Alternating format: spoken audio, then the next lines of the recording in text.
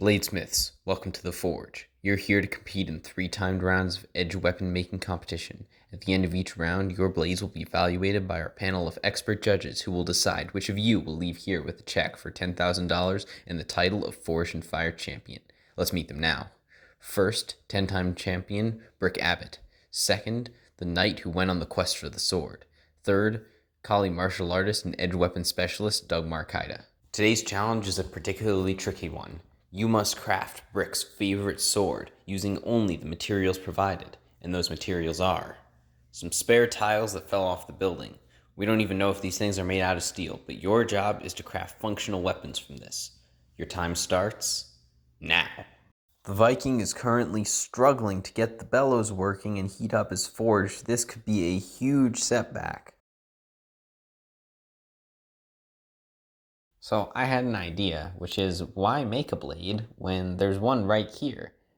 You won't notice it's gone.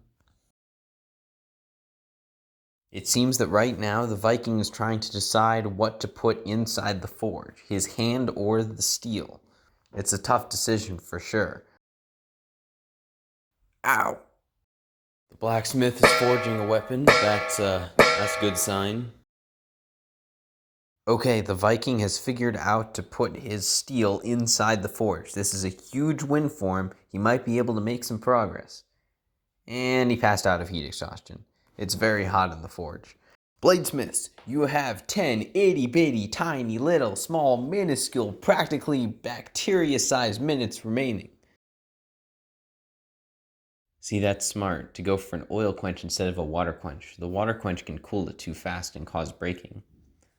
The judges talk out loud during the competition, and I think they said something about it not being smart to do an oil quench instead of a water quench. So I'm going to stop, listen to their advice, and go for the water. No. Oh. What? You were supposed to quench in the oil. Oh, okay. No. Oh. The two things we get really scared when bladesmiths do is the water quench and the second quench, since both are very dangerous. The dwarf managed to do both. That thing's gonna break as soon as we pick it up. 10, 9, 8, 7. He still hasn't quenched. 6, please 5, quench. Please quench. 4, please quench. 3, please quench. 2, please quench. Please 1. quench. Bladesmiths, put down your materials. Stop working. This round is over. Bladesmiths, that was a hard-fought battle, but the judges have reached a decision. Viking, there is an issue with your blade. The parameters were set very clearly at the beginning of this competition. You must turn in an 11-inch hardened sword. You turned in a chicken wing. With this parameter failure, it calls into question the integrity of your steel. It's hard to know whether it's strong enough to survive our testing. For that reason, we have to let you go. Viking, we have our parameters for a reason. But you faced adversity in this round, but you kept on fighting and turned in a weapon, and that's what really matters. We admire your tenacity. But unfortunately, I now have to ask you to surrender your weapon, and please leave the forge. I don't think I agree with the judge's decision, but I respect it. I'll make sure to follow the parameters more closely next time and not turn in a chicken wing. Bladesmiths, it's time for round 2, where you put a handle on your blade and prepare it for our tests. However, as a result of that disastrous first round, the judges have decided to cut our losses and move straight into the testing. Welcome to the strength test. To see how strong your steel is, we will perform multiple strikes into my armor to see if you would have been able to survive a battle against me. Remember, this isn't about what your blade does to the armor. It's about what the armor does to your blade. In hindsight, that one might have just been for show. It might not have been an actual sword. Oops. Pokemon Man, your blade has suffered a catastrophic failure, and you cannot safely continue in our testing. But you're not out of the competition yet. In order for you to be eliminated, both of your competitors must survive a single swing. Blacksmith, we were really rooting for you, but despite the fact that you did everything the way we wanted you to, your blade has also suffered a catastrophic failure, and you cannot safely continue in our testing. But you're not out of the competition yet. In order for you to be eliminated, your competitor must also survive a single swing. Dwarf, your blade has also suffered a catastrophic failure. The judges will now deliberate on who to send home. Dwarf, Your blade did not make the cut. While all of the blades failed, your blade broke as soon as we picked it up as a result of that water quench and the second quench, while the others broke when we hit the target. For that reason, we gotta let you go. This is certainly a setback, but I've learned a lot, and I'm gonna come back stronger than ever and win next time.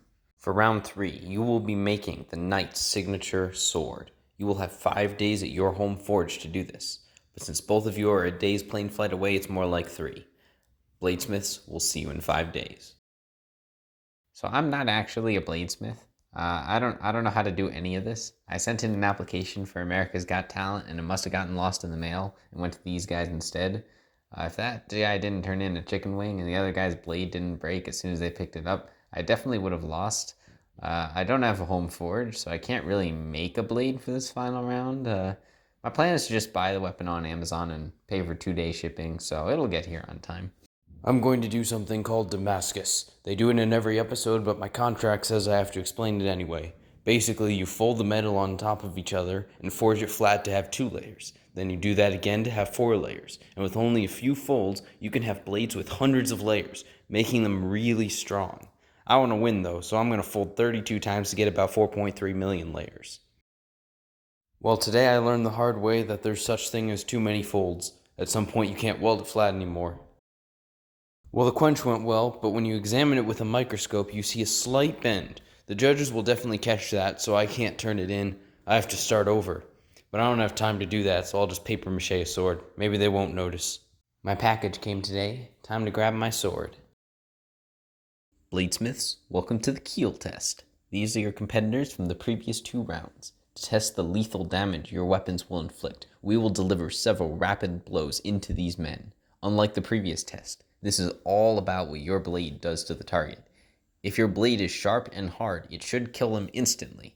If not, you might want to run away from them.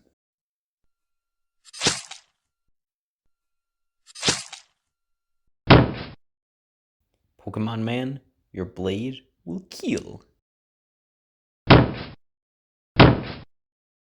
Your blade will not cut. I don't think we need to continue testing. I mean, my blade killed the guy. Should be an open and shut case. Both of you performed admirably, but there can only be one Forge and Fire champion, and that champion is, In a completely unbiased decision, Blacksmith. Congratulations, you are the Forge and Fire champion. Pokemon Man, while your blade performed much better on the test and is clearly the better weapon, we found a big issue that forced us to give the win to your opponent. We found the sticker on the side of your blade that says purchased from Amazon. Is that a problem? Yes, because it makes your handle uncomfortable. While we appreciate the craftsmanship in the design, all 3 judges did not like the feeling of the sticker on their hand as they performed the tests. We would have preferred an engraving, and since we value the comfort of the handle above all else, your blade did not make the cut.